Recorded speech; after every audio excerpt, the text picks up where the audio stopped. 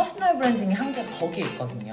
몸값과 시간값을 이제 자랑할 때 그분은 나한테 생각값이라는 걸 처음 알려준 사람이에요. 그때 당시에 제가 어떤 책을 읽었었는지, 그리고 그때 당시에 내가 어떤 생각을 했었는지를 좀 소개를 해드리고 싶어서 제가 옆에 좀 갖고 왔어요. 오늘 어떤 얘기를 해줄까 고민을 하다가 첫 번째 이야기로 꺼내고 싶었던 건, 제가 퍼스널 브랜딩 첫 번째 세대잖아요. 그쵸. 네. 오래됐죠, 시작한 지. 지금은 사람들은 인스타, 유튜브를 얘기하지만 우리 때는 싸이월드였다고요. 그렇다고 내가 싸이월드 얼짱 출신은 아니고 싸이월드 블로그에서 제가 썼던 글을 아마 많게 들어왔을 때는 수십만 명이 들어왔었고, 하루에. 그리고 1년에 그때 당시 네이버보다는 다음이었었어요. 거기 포털 사이트에 내 글이 소개된 게 1년에 한 200개? 200번? 그래서 그 글을 보고 저한테 배우고 싶다고 8년 동안 한 2만 명의 친구들이 전국에서 전 세계에서 찾아왔었으니까 퍼스널 브랜딩 1세대라고 나를 소개하는 게 제일 맞지 않을까. 진짜 퍼스널 브랜드 1세대네요. 아, 진짜예요. 다음 포털에 1년에 200번. 200번 넘었으면 넘었지 적진 않고, 이거는 과장법이 아니에요.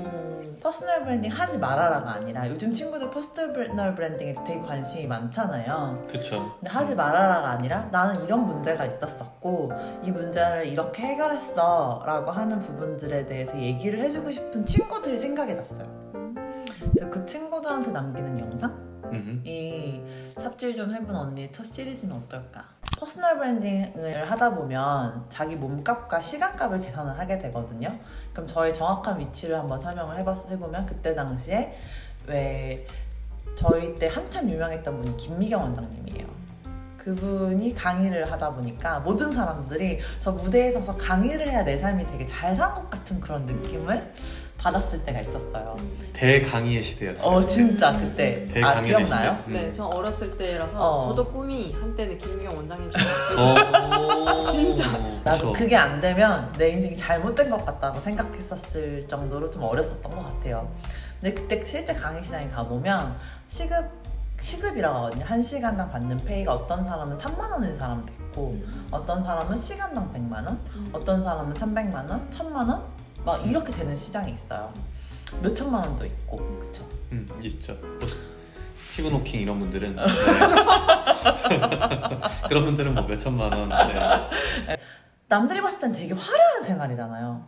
근데 저는 그때 세상에서 가장 무기력하고 남들한테 얘기할 수 없게끔 맨날 집에 가면 울고 둘이 맨날 싸우고 되게 힘들었었거든요. 소주 한 잔이 주량인데 맨날 깡소주 마시고 반병 원샷 한 다음에 토하면서 잠들고 이랬었어요, 맨날. 그리고 제가 유산을 3번이나 하고, 유산한 그 다음 날에도 그 다음 날 비행기를 타고 출장을 가야 되는 그런 상황에 있었어요. 그러니까 퍼스널 브랜딩을 하다 보면 크게 2가지의 문제를 겪게 되는데, 저는 그랬는데, 첫 번째는 시간이 없어요. 그러니까 이게 내가 시급 300을 받는다고 했잖아요. 그러다 보니까 정말 그때 당시에 나는 그때 월 2-3천 정도 벌 때는 어느 정도가 되냐면, 온 세계 사람들이 다 나만 찾는 것 같은 거예요. 여기도 나 코라는 것 같고, 저기도 나 코라는 것 같고, 저기도 나 코라는 것 같고, 그러다 보면은 이제 남편이 소정하라고 해도 짜증이 확 나요. 그 정도로 바빴어요. 다음 강연 준비해야 되고, 그러니까 새벽 그거 2시. 끝나고 나면 수업하러 가야 되고. 네. 그러다 보니까 새벽 2시에 자는 거, 아침 새벽 4시에 나가는 거, 막 이런 게 일상으로 한 8년, 9년을 산 거예요.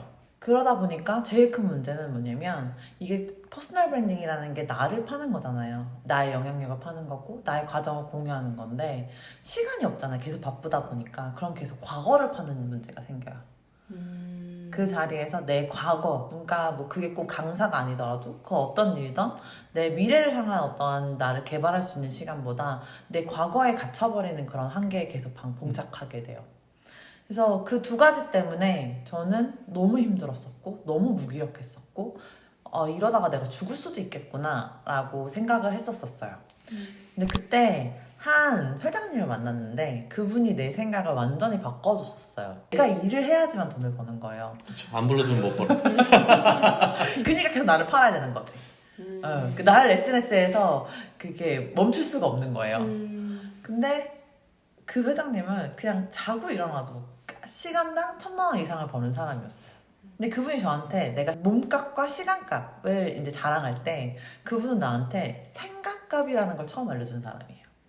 세상에 자신의 생각과 그 자신의 결정이 돈이 되는 영역이 있구나 라는 거를 처음 알려줬던 게 그 회장님이었었어요. 그러면서 이제 그분이랑 같이 대화를 하면서 내가 알게 됐던 게 그때 저한테 추천해 주셨던 책이 러셀의 게으름에 대한 찬양이었거든요.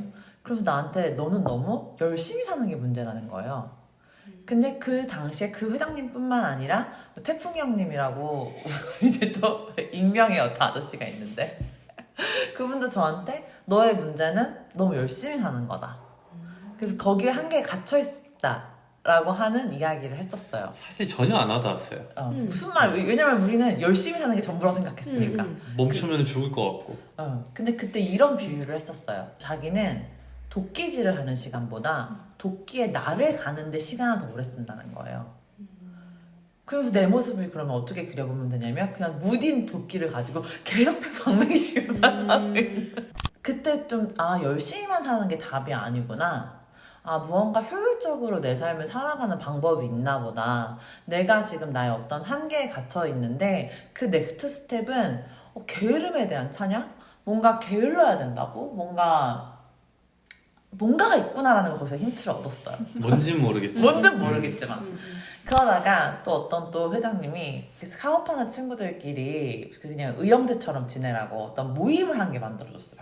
그러면서 저희한테 다 같이 너희 순수익을 까라는 거예요. 매출이 아니라. 매출은 사실 검색해보면 이 사람들이 큰 기업을 했던 사람들이기 때문에 나와요. 그런데 이 사람이 가져가는 순수익에 대해서는 몰랐거든요.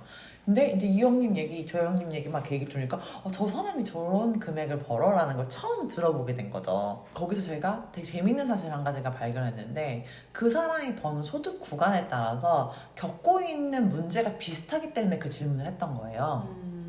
근데 그때 당시에 제가 2,000을 벌었다고 했잖아요. 2,000을 버는 사람들은 되게 비슷한 상태더라고요. 퍼스널 브랜딩의 힘이 굉장히 강한데, 그러니까 한 개인의 대표의 힘이 되게 강하고 그 밑에 팀원들이 있는데 이 대표가 전체를 이끌어가는 그런 모습.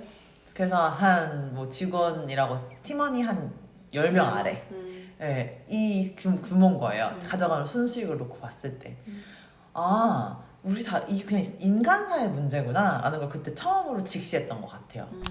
그리고 한 대표님이 자기가 10년 동안 모은 데이터라고 하면서 그때 당시에 되게 재밌는 데이터 한 가지를 줬었어요.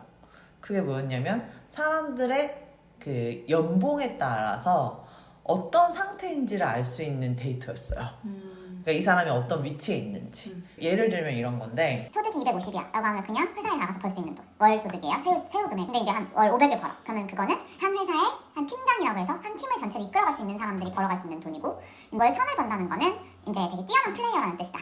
그리고 월 2,000을 번다는 거는 그 뛰어남을 넘어서 자기 팀을 좀 갖고서 좀 타고난다는 뜻이다. 근데 2,000에서 5,000으로 넘어가려면 시스템이 있어야 된다는 것을 알려줬어요.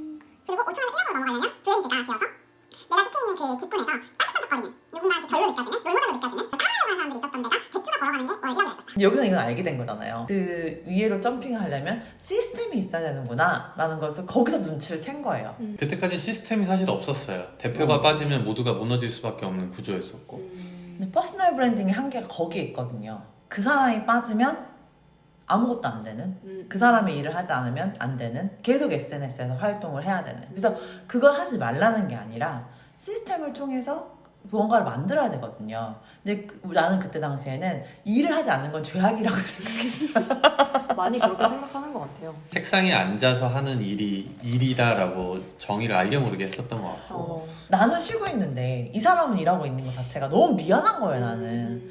근데 그때 뭘 몰랐었냐면 생각값이라는 게 있었던 걸 몰랐던 거죠. 전쟁터에 나가서 사람들이 싸우고 있을 때 누군가 한 명은 상황을 판단하면서 계속 선택하고 결정을 해야 되잖아요. 그러니까 우리 회사에는 그 결정하고 생각하는 시간을 가진 사람이 한 명도 없었던 거죠. 그러니까 매일매일 삽질만 하고 있었던 거예요. 생각할 시간이 있어야 시스템을 만드니까. 그래서 그때 당시에 진짜 나는 다 모든 걸 멈추더라도 시스템을 만들어야겠다라고 하는 결정을 하게 된 거고 그게 한 2, 3년 전이었을 거예요. 그리고 그때 그 결정을 하고 나서 모든 것을 딱 멈추고 지금까지 한 2-3배 정도로 점핑을 시켰던 그 이야기들을 계속 담고 싶었던 거였고, 그때 당시에 제가 어떤 책을 읽었었는지 그리고 그때 당시에 내가 어떤 생각을 했었는지를 좀 소개를 해드리고 싶어서 제 옆에 좀 갖고 왔어요. 아메바 경영. 이 책을 통해서 체산표라는 것을 만들어냈던 게 우리 인생의 전환점이었었어요. 체산표라는 개념이 도입되기 전에는 우리가 오늘 몇 시간을 일했는지가 중요했다면 체산표를 도입을 하고 나면 실질적으로 우리 브랜드나 기업이 하고 있는 위치가 정확하게 숫자로 표현이 되거든요. 근데 그전에는 우리는 숫자라는 거를 많이 등한시했었죠. 그때 당시에 제가 카카오톡 최초 투자자를 만난 적이 있어요. 근데 그분이 저한테 막 회계적인 용어로 막 나한테 뭘 물어봤었어. 막 숫자를 막 물어보는 거예요. 근데 저는 그때 뭐라고 답했냐면, 진짜 지금도 너무 부끄러운 기억인데, 저 숫자 같은 거는 저희 남편이 다 해서요, 이렇게 얘기를 했어요. 그랬더니 그분이 저한테 수정 딱 대놓고 딱 워딩을 했어요. 수정씨 되게 실망이라고. 매출이 20억 이상으로 넘어가면 그때부터는 숫자가 언어라고. 근데 어떻게 숫자를 모르고 이야기를 하냐고, 이렇게 얘기를 해서 그때 너무 충격을 받아갖고, 진짜 뭐 회계 천재가 된 뭐 어쩌고 뭐 이런 거 있잖아요. 진짜 회계 관련된 책이란 책은 다 사갖고 그때부터 공부를 했던 것 같아요. 그러면서 나도 모든 걸 숫자로 표현할 수 있게끔 사고를 좀 바꿨었던 계기가 있었고, 그리고 이 아메바 경영이라고 하는 이 책을 통해서 채산성이라는 것을 계산하는 방법을 터득했던 것 같아요. 그리고 무인양품은 90%가 구조다. 이건 진짜 거의 다 다를 때까지 봤었던 책이에요.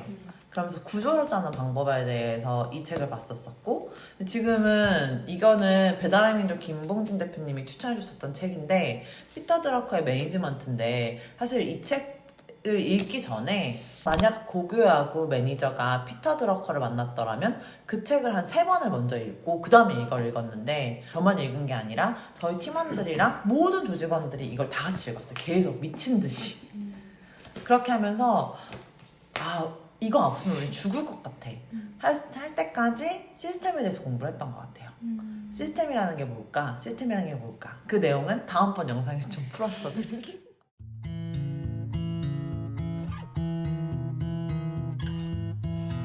어릴 때 인어공주 보면서 많이 울었어. 파트 오브 월드라고 하는 노래 기억나? 인어공주가 지느러미로는 멀리 못 간다고, 왜 나한테 다리가 없냐고, 저 바다 넘어 저 세상, 저 육지의 세상으로 가고 싶다고 하면서 부르는 노래인데, 그게 딱 내 모습 같은 거야. 어릴 때도 그때도 지금도 나는 이 세상 그 너머에 뭐가 있을까 여전히 너무 궁금해. 퍼스널 브랜딩 한참 할 때, 진짜 열심히 살 때 나는 우물학은 개구리였던 것 같아. 그 세상밖에 몰랐고 열심히 사는 것밖에 생각할 수 있는 게 없었어. 근데 지치고 힘들 때마다 왜 뭔가 조금만 바꿔보면 다른 세상이 있을 것 같은데 라는 생각을 떨쳐버릴 수가 없었던 것 같아. 그래서 멈췄어. 그때 한참 교육업으로 경력을 잘 쌓았으니까 어른들이 걱정 많이 하셨어. 네가 이 경력의 가치를 몰라서 그렇지 얼마나 이게 대단한 건 줄 아냐, 멈추면 안 된다. 그런데 나 다시 돌아가도 똑같은 선택을 할 것 같아. 멈추고 그 다음 스텝으로 갈 수 있는 걸음으로 옮겨갈 것 같아. 그때 나 이런 생각을 했었어. 내가 마치 프로 축구 선수 같은 거야. 박지성처럼 세계적인 축구 선수는 아니더라도 꽤 실력 있는 프로 선수 같았거든. 근데 선수는 언젠가 은퇴해야 되잖아. 나이를 먹잖아. 구단주가 되던 코치가 되던 감독이 되던 아니면 그 다음 다른 일을 하건 다음 스텝으로 가야 할 때가 누구에게나 찾아오는 것 같아.